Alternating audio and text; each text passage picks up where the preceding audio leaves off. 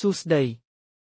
ខ្ញុំប្រៃអេងត្រេស៊ីថ្ងៃនេះខ្ញុំចង់ផ្ដល់គន្លឹះលើកទឹកចិត្តមួយចំនួនដល់អ្នកទាំងអស់គ្នាដែលកំពុងបម្រើការងារផ្នែកលក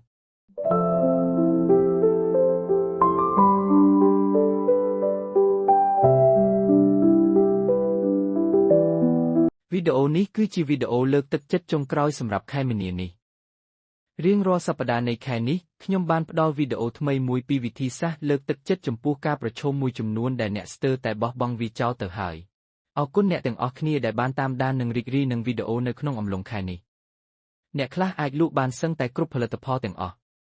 បើសិនជាអ្នកមិនមែនជាមនុស្សម្នាក់នោះទេអ្នកប្រហែលជាមានភាពនឿយហត់ជាបន្ទុកដ៏ធ្ងន់និងអាចនឹងមានភាពភ័យខ្លាចក្នុងការបំលែងអតិថិជនគោលដៅឲ្យទៅជាអតិថិជនថ្មីអញ្ចឹងអ្វីទៅជាចម្លើយជាសំណាងរបស់អ្នកហើយពីព្រោះមានវិធីសាស្ត្រជាច្រើនដែលអាចលើកទឹកចិត្តអ្នកឲ្យលក់បានច្រើនទី1អ្នកត្រូវសួរខ្លួនឯងថាតើអ្នកណាជាអតិថិជនគោលដៅរបស់អ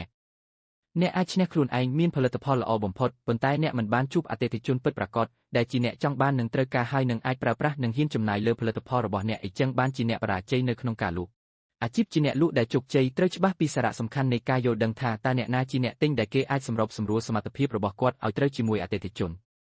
ពួកគេសួរសំណួរជាច្រើនជាងការឆ្លើយតបបន្ទាប់មកអ្នកនឹងយល់ច្បាស់អំពីតម្រូវការពិតប្រាកដរបស់អតិថិជនគន្លឹះនៃភាពជោគជ័យនៅក្នុងការលក់អាចភ្ជាប់ទំនាក់ទំនងជាមួយនឹងមូលដ្ឋាននៃអារម្មណ៍របស់អតិថិជននៅពេលដែលអ្នកបង្កើតការឆ្លើយតបទៅនឹងអារម្មណ៍របស់អ្នកទិញបាននោះវាជាភាពអស្ចារ្យដែលអ្នកអាចបង្កើតការលក់បានបើសិនជាអ្នកដឹងពីតម្រូវការរបស់អតិថិជននោះអ្នកកំពុងតែនៅក្នុងស្ថានភាពដែលប្រសើរក្នុងការផ្ដល់នូវដំណោះស្រាយជូនពួកគាត់ចូលចាំថារាល់ផលិតផលឬសេវាកម្មគឺជាដំណោះស្រាយទៅលើផលិតផលដ៏ជាក់លាក់ដែលអតិថិជនមានរួចហើយឧទាហរណ៍ភ្នាក់ងារអចលនទ្រព្យដ៏ល្អម្នាក់យល់ពីតម្រូវការអតិថិជនរបស់គាត់និងអាចជួយអតិថិជនរបស់គាត់ក្នុងការស្វែងរកផ្ទះដ៏ល្អហើយក៏ធ្វើការលក់តែម្ដងបើសិនជាអតិថិជនម្នាក់ចង់រស់នៅកន្លែងមួយដែលមានរយៈចម្ងាយ20នាទីពីកន្លែងធ្វើការនោះគាត់នឹងមិនចាប់អារម្មណ៍ផ្ទះដែលស្ថិតនៅចម្ងាយ1ម៉ោងពីកន្លែងធ្វើការឡើយបន្ទាប់មកអ្នកត្រូវធ្វើជាមនុស្សដែលគួរឲ្យទុកចិត្តមនុស្សម្នាក់មិនងាយនឹងទុកចិត្តអ្នកលក់ទេវាគឺជាការងាររបស់អ្នកក្នុងការធ្វើឲ្យគេទុកចិត្តហើយនៅក្នុងពេលបង្កើតទំនុកចិត្តនោះអ្នកនឹងឃើញថាវាពិតជាមានភាពងាយស្រួលក្នុងការបង្កើតកិច្ចសន្យាលក់បន្ទាប់មកចូលផ្ដល់នូវការចង្អុលបង្ហាញមិនថាអ្នកលក់ឬកំពុងព្យាយាមលក់ផលិតផលអ្វីទេអតិថិជនគោលដៅត្រូវការឃើញច្បាស់ពីផលិតផលត្រូវធ្វើការចង្អុលបង្ហាញឬបង្ហាញឧទាហរណ៍ទាំងឡាយណាដែលអាចឲ្យអតិថិជនមានអារម្មណ៍ចំពោះផលិតផលនិងអាចផ្លាស់ប្ដូរជីវិតរបស់គេក្នុងផ្លូវវិជ្ជមានគ្រាន់តែប្រាប់គេថាពួកគេមិនអាចរស់នៅដោយគ្មានផលិតផលរបស់អ្នកនោះវាមិនគ្រប់គ្រាន់ទេពួកគេចង់ឃើញថាតើវាអាចធ្វើឲ្យពួកគេមានភាពងាយស្រួលក្នុងការរស់នៅយ៉ាងដូចម្តេចបន្ទាប់មកទៀតត្រូវស្ដាប់អតិថិជនវិញម្ដងបញ្ចុះបញ្ចូលអតិថិជនឲ្យបើកចិត្តឡើងការងាររបស់អ្នកគឺមិនមែនជាការព្យាយាមនឹងលក់ផលិតផលទាំងឡាយណាដែលគេមិនត្រូវការនោះទេវាជាការផ្គូផ្គងពួកគេជាមួយនឹងផលិតផលដែលពួកគេត្រូវការនាពេលនេះវាចាំបាច់ត្រូវស្ដាប់ពីតម្រូវការរបស់អតិថិជនហើយឆ្លើយនៅរាល់សំណួរនិងការបារម្ភរបស់ពួកគាត់តាមដែលអាចធ្វើទៅបានចូលសន្ទនាឲ្យបានជាប់លាប់និងចាប់យកចំណុចសំខាន់នៃការសន្ទនានោះមកបង្កើតជាយុទ្ធសាស្ត្រលក់ចុងក្រោយលើកជាសំណួរទៅវិញវិធីសាស្ត្រដ៏ល្អបំផុតនៅក្នុងការកំណត់អំពីតម្រូវការពិតប្រាកដរបស់អតិថិជនគឺការសួរសំណួរជាច្រើនទៅវិញ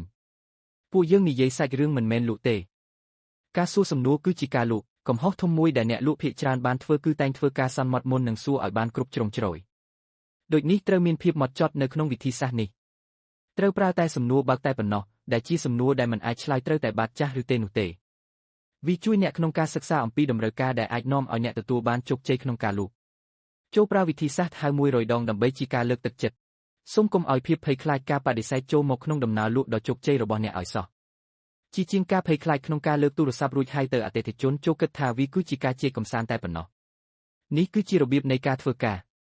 បង្កើតការប្រាជ្ញាចិត្តក្នុងការតាក់ទងទៅអតិថិជនគោលដៅចំនួន100នាក់ឲ្យបានលឿនបើសិនជាអ្នកតាក់ទងអតិថិជនចំនួន10នាក់ក្នុងមួយថ្ងៃមានន័យថាអ្នកបានបំពេញការងាររបស់បាន2អាទិត្យរួចទៅហើយពី2ទៅ5ថ្ងៃក្នុងមួយសប្តាហ៍វាមិនមែនជាគោលដៅលក់ទេតែជាការបង្កើតទំនាក់ទំនងជាមួយអតិថិជនថ្មីចំនួន100នាក់បើសិនជាធ្វើគម្រោងនេះដោយមិនមានការព្រួយបារម្ភថាអ្នកអាចលក់បានឬមិនបាននោះទេនោះអ្នកនឹងមិនមានភាពស្ត្រេសហើយវាក៏បានបង្កើតនូវលទ្ធផលល្អក្នុងការធ្វើបទបង្ហាញផងដែរចាប់ឲ្យបានពីតម្រូវការសម្រាប់បង្កើតការលក់ហើយសង្កេតមើលទៅលើភាពរីកចម្រើននៃការលក់របស់អ្នកវាជារឿងត្រឹមត្រូវការដែលមិនដាក់សម្ពាធលើខ្លួនឯងអ្នកកាន់តែមានសេរីភាពក្នុងការអភិវឌ្ឍយុទ្ធសាស្ត្រលក់ពិសេសផ្ទាល់ខ្លួនមួយហើយវានឹងបង្កើតនូវលទ្ធផលនៅក្នុងការទំនាក់ទំនងនិងការលក់ដ៏អស្ចារ្យដែលអ្នកមិនដែលគិតដល់មុននឹងបញ្ចប់ខ្ញុំចង់ចែករំលែកគំនិតមួយឲ្យអ្នកនិងអ្នកតាមដានផ្សេងទៀតចូលគិតអំពីភាពងាយស្រួលក្នុងការលក់របស់អ្នក ហេតុអ្វីបានជាមានការលក់ហើយតើអ្នកបង្កើតការលក់ច្រើនឡើងយ៉ាងដូចម្តេចឥឡូវនេះខ្ញុំចង់ឮពីអ្នកវិញដូចនេះសំណួររបស់ខ្ញុំក្នុងថ្ងៃនេះគឺតើអ្នកបានធ្វើអ្វីខ្លះកាលពីមុនដែលធ្វើឲ្យអ្នកអាចបង្កើតភាពងាយស្រួលក្នុងការលក់ហើយលក់បានលឿនជាងមុនហើយផ្នែកណាមួយនៃការលក់ដែលបានលើកទឹកចិត្តអ្នក